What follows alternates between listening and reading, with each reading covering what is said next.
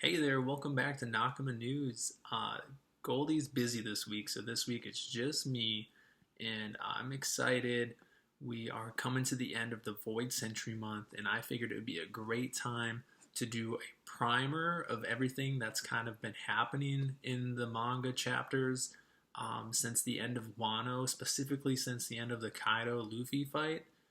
So I'm excited. Hopefully, we can recap some stuff, bring up some interesting points, and kind of go from there. So, what I did to prepare was I went back and I read everything from like chapter 1040 on, and I just made a bunch of comments on a document of either plot threads that Oda kind of left open or just story plot things that are going on that so we can keep track of everything.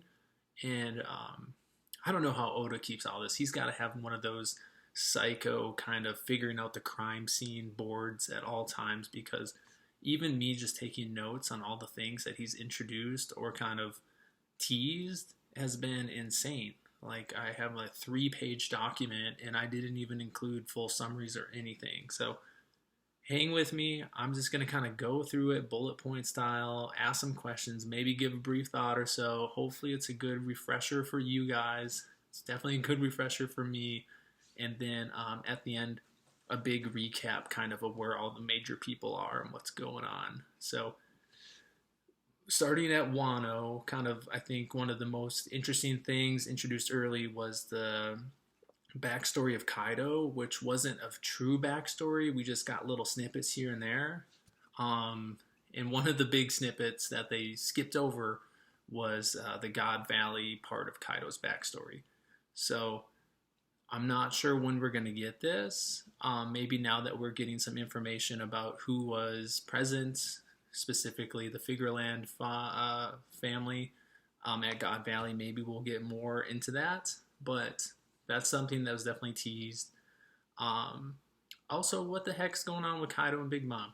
Like, they both got shoved down into holes underground. They're in the lava. There was some questionable eruption into the sea. Did they survive? Are they floating in magma underneath the island of Wano? Are they in the ocean? Are they dead? Unsure. There is one small little comment where apparently Cypher Pool reported seeing Big Mom ships kind of over the transponder snails. So was that them saving Big Mom? Was that them just escaping finally? I have no clue. They haven't been relevant to the story, but a couple, like Pudding, for example, brings up Big Mom later on. Like if she's still alive, she's gonna get you. So I don't even know if Oda knows if they're alive at this point. At the end of Wano, Kazuki Sukiyaki is introduced or reintroduced. He's found to be the guy who was wearing the mask the whole time. That's obviously important for Momo. He is a family member that's alive he didn't know of. But also the implications of him being alive, another person who can read poneglyphs and can also teach people to read poneglyphs. I just wasn't sure if that was going to play a role or not. Probably the most significant thing he does is he shows Robin and Law, who kind of stalks her down, the underwater ancient part of Wano, where we know that Pluton is now sitting. And it's interesting because Momo and Odin in the flashbacks, everyone was saying we need to open the borders. Then he kind of reverses that. The world government people definitely make some sort of point to point out like, oh, we were gonna cause mayhem if they open the borders once we can get people in. But so does Momo just have the realization that opening the borders, the world government would come in and bother them, and he needs to wait a little bit longer? Or is he aware that Pluton is down there and that Pluton would be accessible if somebody were to open the borders? So I'm not quite sure, but one thing we do know is Odin knew Pluton was down there, and he wanted to open the borders still. So not quite sure what was going on there. We do get a little bit of Caribou. He keeps overhearing things, and on Wano he overhears about Pluton, and then he makes the comment that a certain somebody Would sure like to know that information. At this point, it really seems likely that that's Blackbeard, but we haven't had confirmation on that yet. Then there's the characters that didn't join the Straw Hats. Momo ends up not joining for obvious reasons. Kinemon ends up not joining. Yamato, big, kind of 180. I think a lot of people reading Weekly thought she was going to join, and then it felt kind of jarring when she didn't. So, did Oda change his mind last second? Was it just a subversion? I'm not sure. There's also a lot of people at that time that thought Carrot was going to join, but then she gets asked to be the leader of Zoe, which seems inappropriate because she's so young, has never led anything in her life. But I'm not sure. Then a lot of people thought she was going to be a stowaway on one of the crates. I don't think that's the case because she probably would have died as soon as I got the egghead. So again, not sure what's going on there. Keep moving on here. It's so much, guys. We have Green Bull, who kind of attacks Wano unprovoked, or he wasn't told to. And then because of that fight, that kind of is a reason Yamato stays. But also not really sure. We do get the Shanks showing up at Wano. Turns out he thought Blackbeard was going to be there, so that's kind of how Oda wrote it for why he turned up there. But we're never given a great reason why. But he does show off an impressive new use of Conqueror's Haki, where he used a big lightning blast from a ways away to take Green Bull, who's in his Logia Force form, and makes him just a normal person again. So kind of hinting at some more powers that kind of a Haki user like Shanks can do. And then at the end of Wano, when everyone's going their separate ways, Kid makes the remark about the Burn Scar Man. It's kind of the first time we hear about him. Interesting panels where Law looks very serious, like he might know who it is. And then also Robin gets a reaction panel. So that person may play some significance. For a while, I thought it was going to be Jaguar D. Saul, but when we get more information later, it made it less likely that it was going to be Saul, in my eyes. Then the new bounty posters come out, and of course, Luffy's got the 3 billion bounty and all that stuff. Still surprised that he didn't have a higher bounty than Kid or Law, considering he did way more than them. But the world government makes comments like they're very upset that the photo of him in his Nika form leaked. And also they're upset that the D moniker is still there. And the photo I get, the D moniker has been that way since the beginning of the series. So it just felt weird for them to put that there. The photo, they make a comment that the Cypher Pool member Guernica, one of the people at Wano, he's the one that took the photo. So I wasn't quite sure if he leaked it or he just took the photo and gave it to Morgans or what, but that character of Guernica, the CP0 masked agent, potentially could be someone interesting too. And then, let's see here, Frankie had an interesting poster too. So earlier on in the series, Frankie's poster, I think, referenced him as like a robot. And that was kind of maybe foreshadowing him being General Frankie. This latest Frankie poster has him as just a legit the Thousand Sunny. So is he going to become one with the ship maybe? Was that going to be something? I'm not sure. On the ship again after Wano when they're sailing away, Luffy reveals his true dream to the crew. Again, Caribou hears this in the thing. I don't know if that matters, but still not sure what exactly Luffy's true dream is, but now the Straw Hats know, and so does Sabo, and also Caribou, for whatever reason. So kind of a lot of that stuff goes on. There's the whole Leloucia getting absolutely nuked kind of plot line. We know kind of the story because we learn more about the Reverie leading up to it, but we aren't sure what did it. Was it an ancient weapon? We know that Emu kind of, chose Lelucia because it was rebelling and it was just close and easy to destroy. But they make a comment saying like this is Vegapunk's invention. They talk about the eternal flame or frame depending on which translation you get. So unsure, but my take is that's probably a recreation of an ancient weapon being powered by Vegapunk's kind of incomplete power source. But again, unsure. We also learn about Cross Guild now. So Buggy, Mihawk, and Crocodile all kind of teaming up together, even though none of them wanted Buggy to be part of it. But since Buggy's now a Yonko, his status kind of gets them further in their endeavors.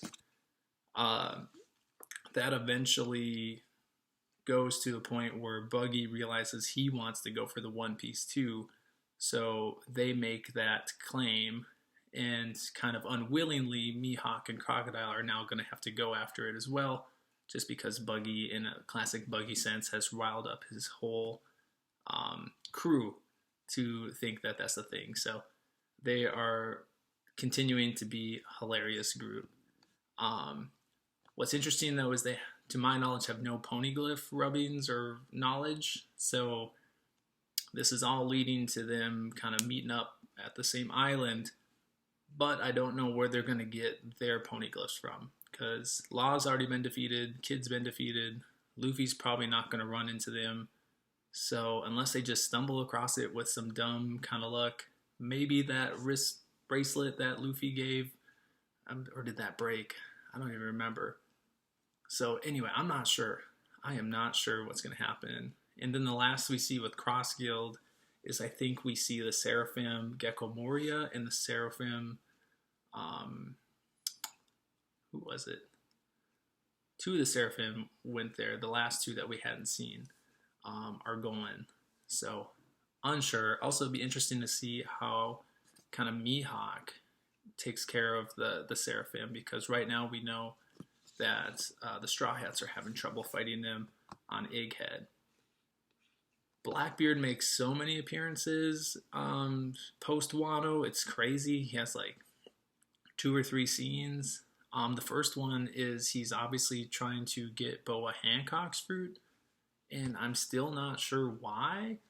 But knowing Blackbeard, he probably is aware of some secret power that it has, or some. I mean, it's an overpowered fruit, but I can't imagine why he would target that one over other ones. But anyway, Blackbeard gives up once half of his people are statued by Boa. The Seraphim are proving to be a problem, and then also Silver's Rayleigh shows up. So he ditches. He then goes to ambush Law. But back at kind of Boa Hancock's Amazon Lily Island, we get a little information about Shaki, the kind of the bartender at Sabaody, who's always with Rayleigh, and she's introduced as the Pirate Empress from 2 generations ago. So that was interesting, but it still raises the question of who was the Pirate Empress before Boa Hancock. That person still has not been revealed.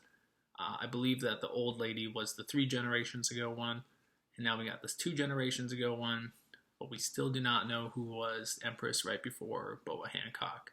But I think we do know that she was somebody who got the love bug and left as well. So maybe all of the Empresses are just doomed to fall in love and then chase a guy like Luffy across the seas. Before Blackbeard takes off, though, he does abduct Kobe. He's trying to use Kobe as a bargaining chip to make Full-Aled or Hachinozu Island an official kingdom. Seems random. Also does not seem to be in line with Blackbeard's freedom, but you never know what that guy's scheming. Then Blackbeard goes, and he's obviously waiting at an island. This is weeks later. Waiting at an island to ambush whoever comes to that one from Wano, and ends up being Law.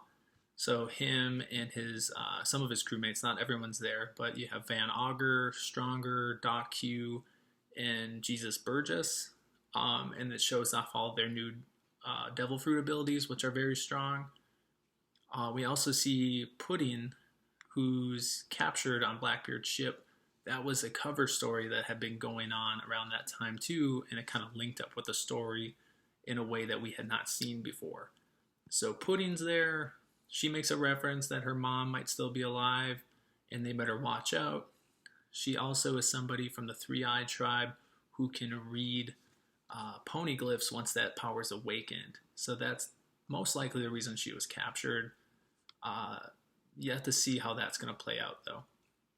Eventually, skipping ahead a little bit, but just to keep with the Blackbeard stuff, Law is defeated, his submarine is destroyed. Beppo takes some medicine that he got from Chopper on Wano, and we finally get to see his Sulong form, which is by far the coolest Sulong form I think we've seen. And then he just steals Law and runs away. So I'm not quite sure where they're going. But it would be pretty cool if they somehow meet up at Egghead or end up with Shanks or something, because there's not that many islands around there, right? And I doubt they're going to run back to Wano. So I'm very interested to see. That's definitely a hanging plot thread. Where will Law go once they're all done? Then, kind of shifting, I know this happens a little bit later, but we get a lot of Shanks stuff at Elbaf. So Shanks is hanging out with giants and whatnot, in sort of a way that we were introduced to Shanks with Luffy. Same kind of a feel. He also has Dory and Bragi there, which is really cool to see them again. So he's there. The Kid Pirates roll up. And Shanks is introduced as having a very weak kind of grand fleet, kind of people that he just protects. And he's very beloved. And for whatever reason, Kid, instead of just like kind of going up, I think he still holds a grudge because he fought the Red Hair Pirates and got wasted and lost an arm. I think just went straight on the offensive and does his awakened attack, or is going to. This is all another example of the advanced hockey that Shanks uses, because he sees super far in the future, sees this happen and says, "Oh, that doesn't look good. That's too much destruction." And then absolutely obliterates the Kid Pirates, gets Kid and Killer in the same hit, knocks them both out. And then Dory and Bragi use that same move they used back on Little Garden on the Sea King and absolutely destroy the ship too. And this is after the Kid crew mates are like, "Here's the poneglyph rubbings, please spare us." So kind of savage move. But now we got both Blackbeard and Shanks who have at least 2 or 3 of the poneglyphs out of 4 that they need. So that's very interesting. Also, Shanks really pulling off some impressive hockey feats here. And then the bulk of the story kind of centers around the Straw Hats at Egghead, which is the next arc. When they get there, they encounter like Child Bonnie in a whirlpool. They also meet Lilith, one of the 6 satellites of Vegapunk. So there's the 6 satellites and there's the 1 Stella. Lilith makes an interesting point, kind of I feel like alluding to either potential things with Kuma or potential just world building stuff, when she says something along the lines of why living things' urges can't be controlled. So I wonder if that's going to come into play with Kuma. Then Straw Hats get separated. We get a group that's like exploring from the bottom up, and then you get a group that goes straight to the lavosphere. Zoro makes a comment that still hasn't been, I think, expanded upon, where he's like, "I want to meet Vegapunk. I have a demand for him." So is this something related to Wano? Is this something related to... I'm not sure. But weird thing is he says that, and then he's like, "I'm going to stay on the ship and protect the ship. You guys go talk to him." So he really hasn't had the chance to communicate, but he also chose not to go along. So kind of a weird story. So not sure. There's so much technology that's introduced at Egghead. I think one of the main things that's introduced is the gloves that Atlas wears that can like punch light or holograms. Not sure the significance of that yet. A lot of people think it might be a counter to Admiral Kizaru, but maybe it has something to do. There's a lot of thematics of what it means to be alive, and they really kind of reference the holograms as being living things if you look at them a certain way. Not sure. But again, we're just trying to refresh the memories. Bonnie defends Kuma from what Jinbei's saying when he calls him a tyrant. He says he's not a tyrant. He hates the world government. He was a great king. He was basically punished for being from a special race.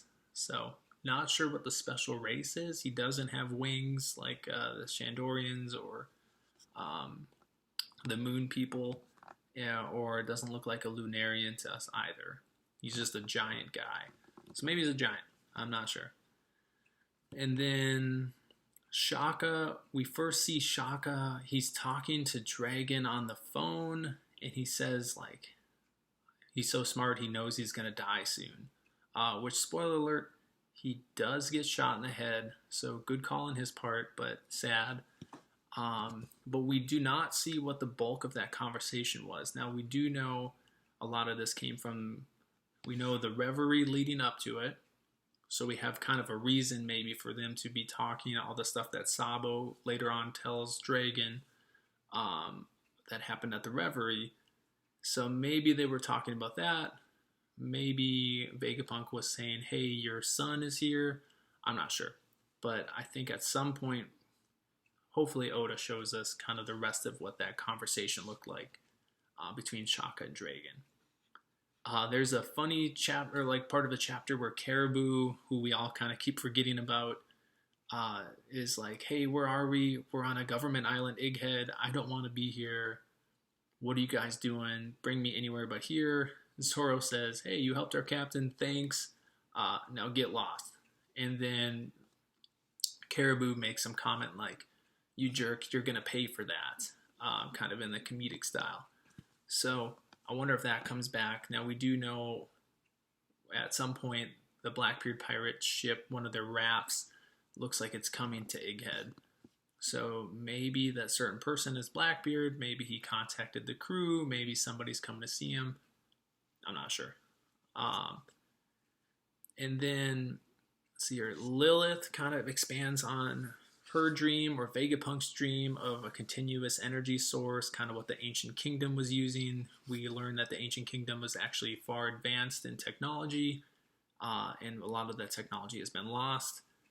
But she says something along the lines of they want to recreate the power of the sun. So we have the sun god Nika, we have the power of the sun, got the eternal flame frame, a lot of things going on there. I feel like it's going to be really much related. We also get a lot of lore about devil fruits. We learned that basically any Zoan can be recreated as a devil fruit, though Vegapunk does note that it's not been proven yet if they can awaken. We then learn that any paramecia can be basically replicated not from the fruit, but from the bloodline elements with green blood that they give to like Seraphim. And then we learn that Logias, for whatever reason, no matter how much they put into it, they can't replicate the power, and they can't create Devil Fruits clones from Logias. So the story's always kind of hyped up Logia fruits. So I wonder what the significance of that will be if that comes into play. I'm still hoping that we see just a badass Logia awakening. Something absolutely crazy, and maybe we'll get that when Kizaru shows up.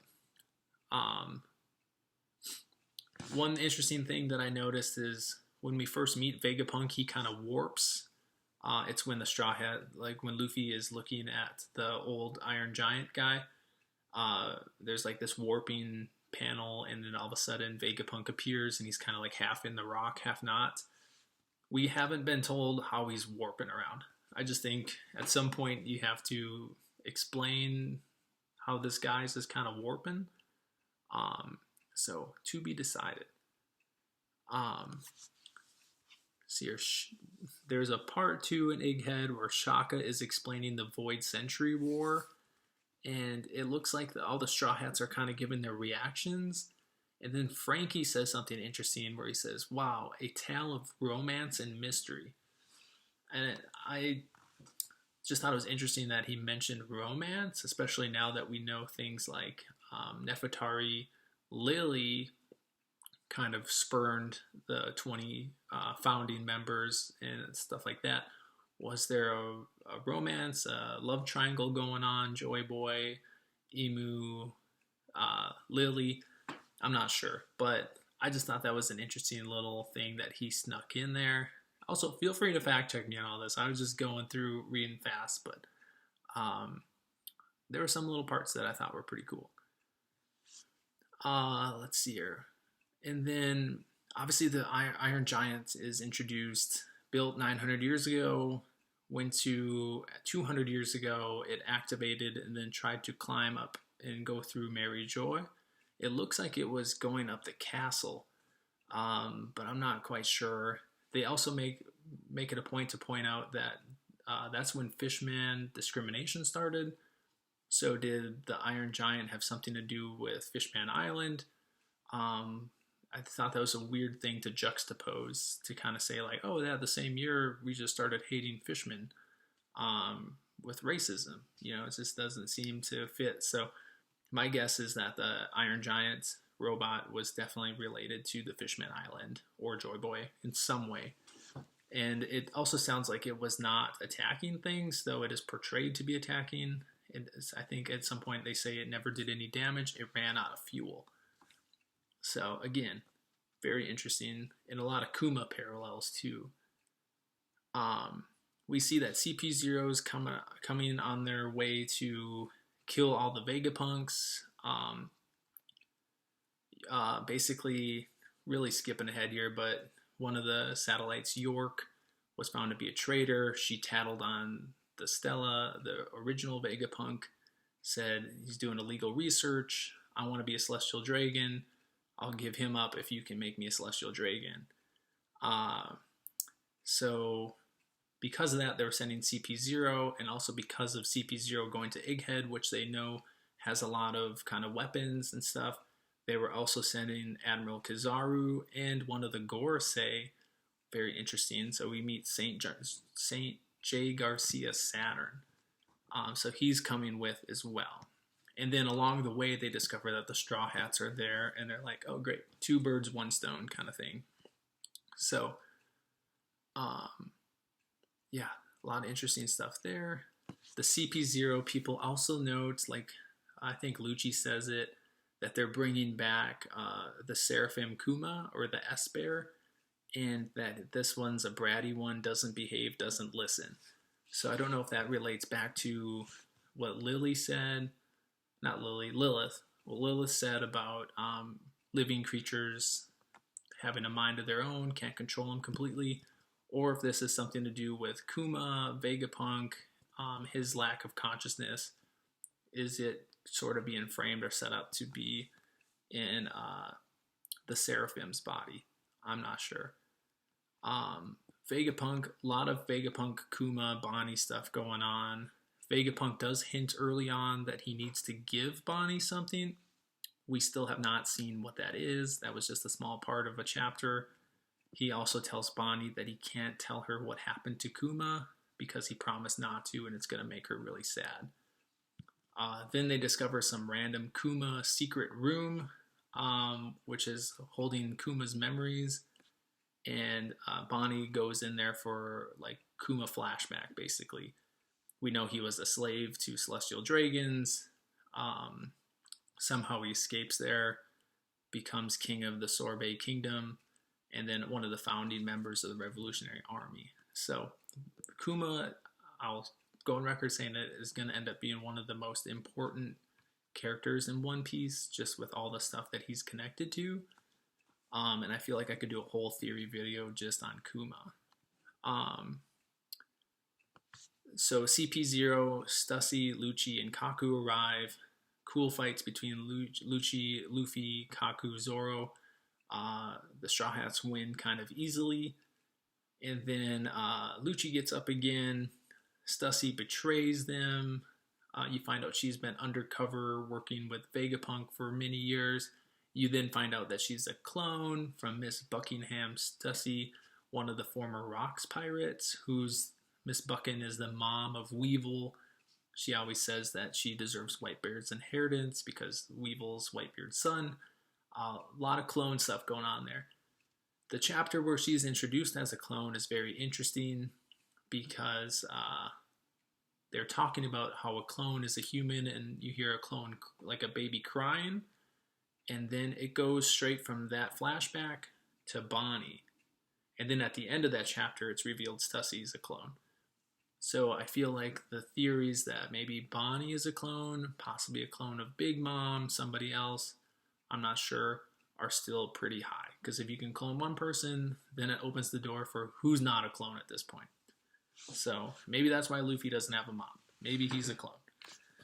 I'm not sure. I'm just, clone piece, baby. Clone piece. So we got that. Then, let's see here. We talked about York already. We do, when all the traitor stuff's going on and Shaka's looking through the cameras trying to see who it is, we do get a weird silhouette. Right after Pythagoras gets exploded. Explosion of Pythagoras. I'm not sure how you word that. But we never quite confirmed that that was York who was the silhouette. Especially with all these shadow monsters being revealed at the Reverie. I have no clue if that's going to end up being anything big. And then just kind of a brief summary of where the Straw Hats were left off. On the Egghead Island, because honestly before the chapters went on break, it had been 7 or 8 chapters since we saw them last. So basically you had Usopp, Lilith, and Frankie. They were somehow got caught fighting the Hancock Seraphim, and Usopp and Lilith got statued, and then also half of Frankie.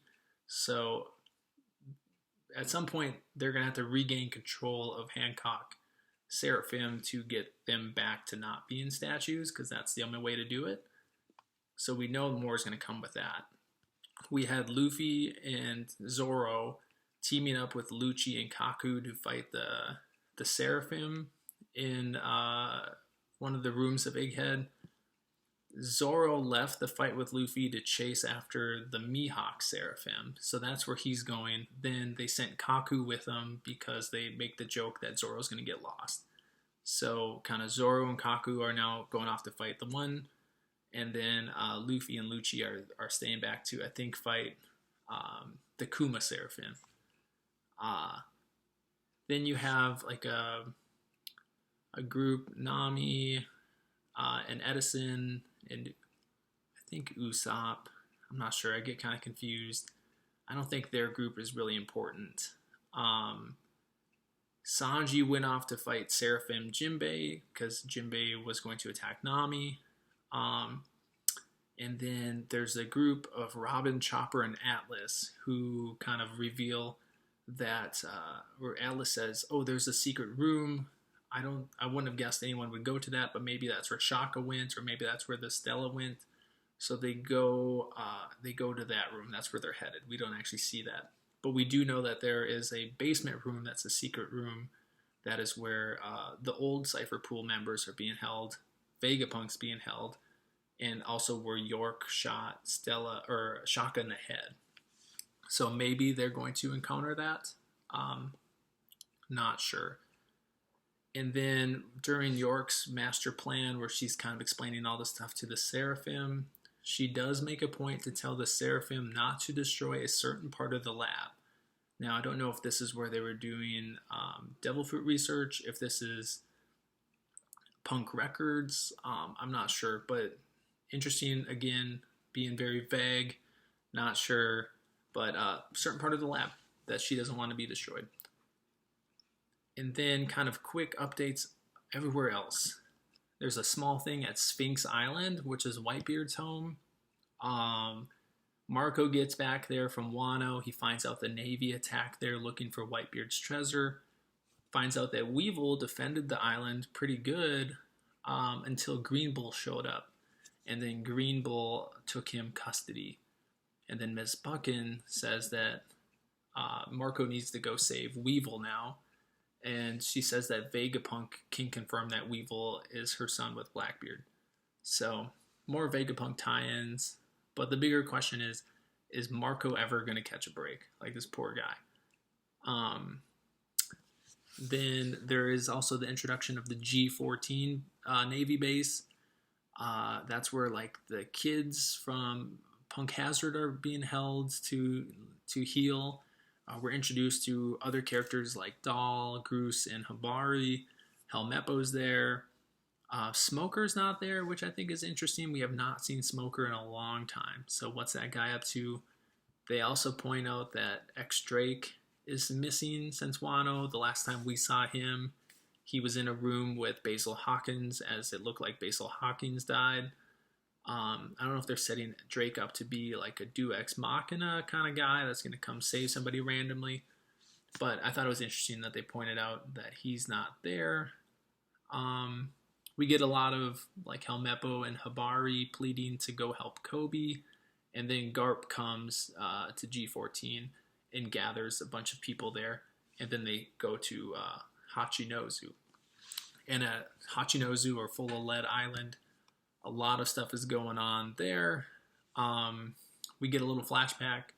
We learn some stuff about Sword. That Sword is basically just Marines who turned in their resignation early, and they can act on Yonko and be cut from the Navy without liability at any time. So it wasn't some secret, like, I don't know, coup that's going on within the Navy.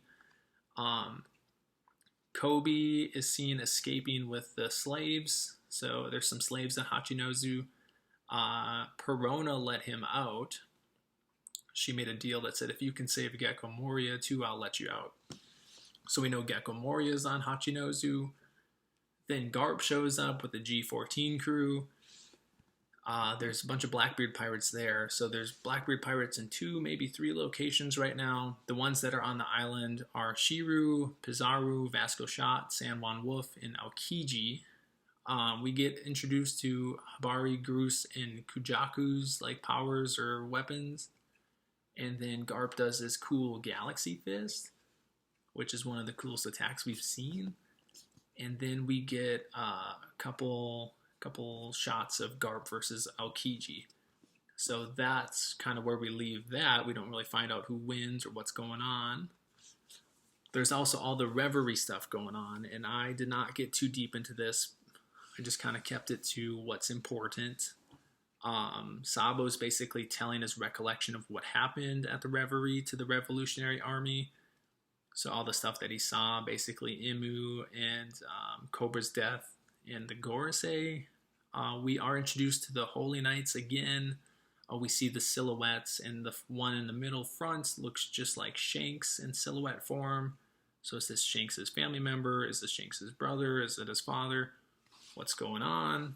We learn about Nefertari D. Lily, how she's a D, and was responsible for the poneglyphs being scattered. Cobra dies, but before he dies, he passes on some will, saying to Sabo that he needs to tell Luffy and Vivi that they're both part of the Ds. We learn that Imu may be Saint Nerona Imu, so unsure. We're also hinted at all their powers. So Emu's got some crazy shadow powers going on. The 5 elders, their powers were silhouetted, but they seem to have more Zoan kind of looks to them. But they're very strong, and they almost KO Sabo. The 5 elders also have planetary names: Mars, Saturn, Venus, Jupiter, Mercury. And then we get the introduction of Garland, who definitely is related to Shanks in some way, has a crescent moon-like haircut, was a prominent figure at God Valley, and now he's like the commander of the Holy Knights, or God's Knights, and he sentences Saint Mosgard to die for the attack on Saint Charlos.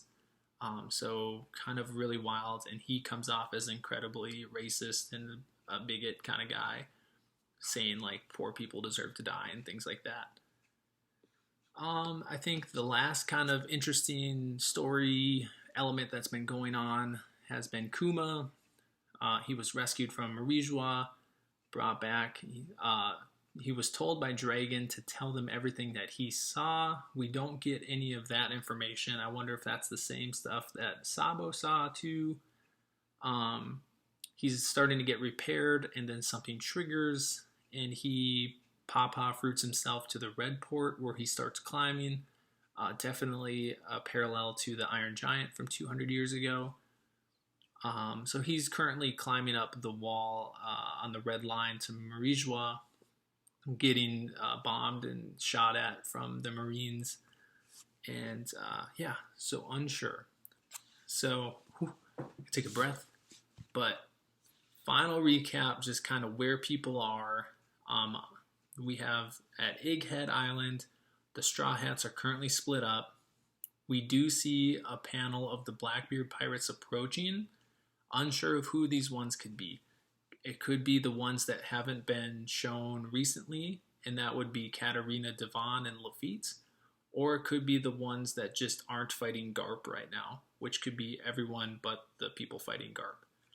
I do think that maybe this is Caribou's doing, because I can't think of why else they would come there unless it's just to get Vegapunk while there's a lot going on. So unsure, but I think Caribou may have called them and Blackbeard's his certain person. Then we know that the Kid Pirates are defeated by Shanks. They don't look like they're coming to the story anytime soon. The Law Pirates were defeated by Blackbeard, but they did escape. So where are they going? Not sure. Maybe everyone's going to meet at Egghead. Maybe they're going to go to Elbath. Not sure. All of the Yonko now are confirmed to be going for the One Piece. Shanks, Buggy, and Blackbeard. Shanks and Blackbeard, obviously Luffy, they all have 2 to 3 road poneglyphs. Buggy, as far as I know, has none.